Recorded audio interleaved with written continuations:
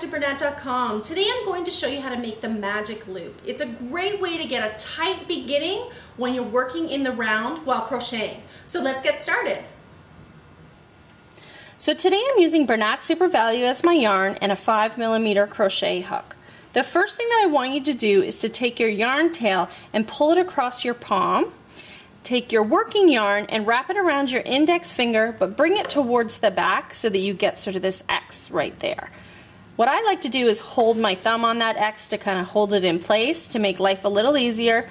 And then what I want you to do is to take your hook and place it right through the back of your loop that's wrapped around your finger. Use your working yarn to draw up a loop. If I'm going to be working single crochets into my magic loop, I want to chain one. So that's my chain one. If I was going to be working double crochets, I'd be chaining 3. So I'd have to add 2 more to it there. But I'm working single crochets, so what I want to do is I want to slide this off my finger. You can keep it on your finger at this point if you want, or you can slide it off. And basically I want to work single crochets into my magic ring here, just like I would with a regular ring. So 1 single crochet, I'm going to make 6. So there's 2.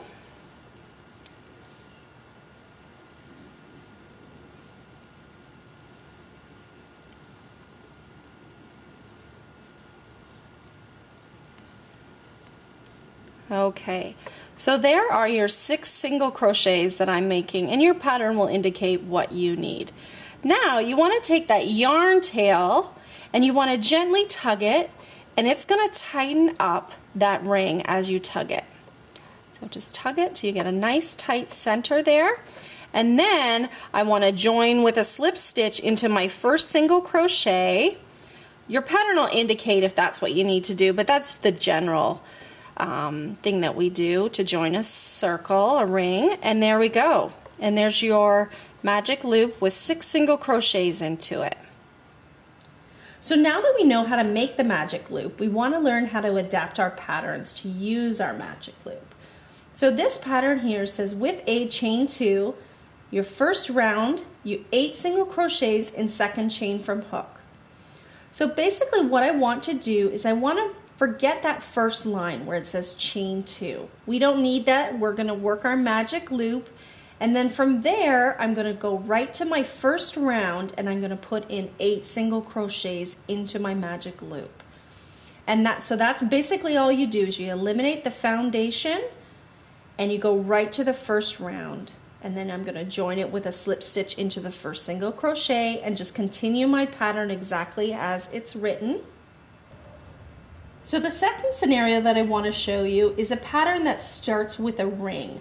So in this case we have with a chain 4, join with slip stitch to first chain to form a ring. So basically what you're doing is you're making a little small ring out of chain 4, and then you're going to work your first round into that ring. Well, we have our magic loop, so we can eliminate that first chain 4 and then forming it into a ring. And we're just going to go right to our first round, which is chain 3, work 15 double crochets into the ring. And that chain 3 is counting as a double crochet because you can see at the end of this round it lists that there should be 16 double crochets at the end of the round.